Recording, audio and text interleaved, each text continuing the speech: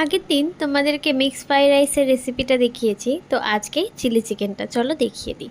তো প্রথমে কিন্তু আমরা এখানে চিকেন নিয়ে নিয়েছিলাম, মোটামুটি ওই 500-600 গ্রাম মতো চিকেন ছিল। তার মধ্যে গোলমরিচ গুঁড়ো, নুন, আদা রসুন বাটা এটা ছিল, আর হচ্ছে নুন পরিমাণ মতো নুন, যতটা মাংস নেবে তোমরা ততটা। রেড চিলি সস দেওয়া হয়েছিল, green chilli sauce, soya sauce, আর একটা ডিম ফাটিয়ে দেওয়া হয়েছিল। তোমাদের যদি মাংসটা যদি বেশি হয় তাহলে কিন্তু দুটো ডিম দিতে পারো।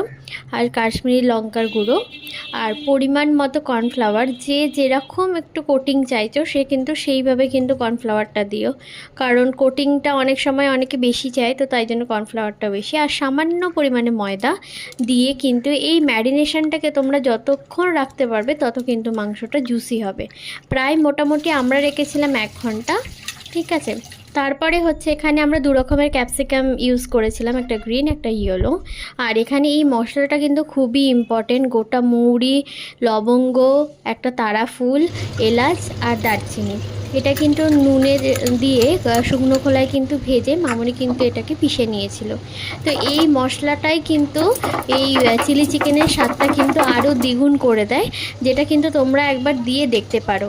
এই মশলাটা কিন্তু বাড়িতেই অবশ্যই বানিও, এটা আমি তোমাদেরকে রেকমেন্ড করছি, এক কথায় বলতে পারো। তো তারপরে এদিকে আদা রসুনটাকে বেটে নিয়েছিল মামনি। তারপর একটা কড়ার মধ্যে তেল দিয়ে ওই ম্যারিনেট করা মাংসগুলোকে এদিকে ভেজে নিচ্ছিল, সুন্দর করে লাল লাল করে ভেজে নিয়েছিল। আমরা যেহেতু বেশি কোটিং চাইছিলাম না, তাই কিন্তু আমাদের কিন্তু বেশি কোটিং আসেনি, দেখতেই পাচ্ছ কত সুন্দর লাল লাল করে ভাজা হয়েছিল।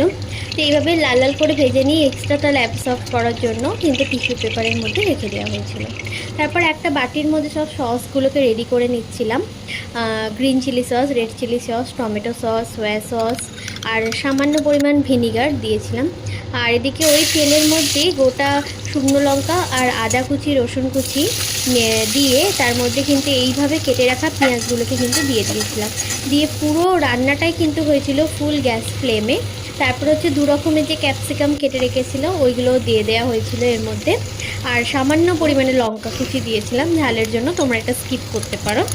তারপর হচ্ছে টমেটো সসগুলো যেগুলো গুলে রাখা হয়েছিল ওইগুলো এর মধ্যে দিয়ে কিন্তু ভালো করে নেড়ে চেড়ে নেওয়া হয়েছিল।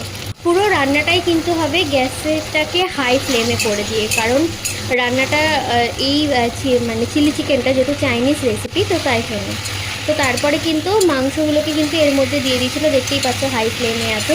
দিয়ে ভালো করে এই অবস্থাতেও অনেকে টস করে নাবিয়ে নেয়। তারপরে হচ্ছে এর মধ্যে ওই বেটে রাখা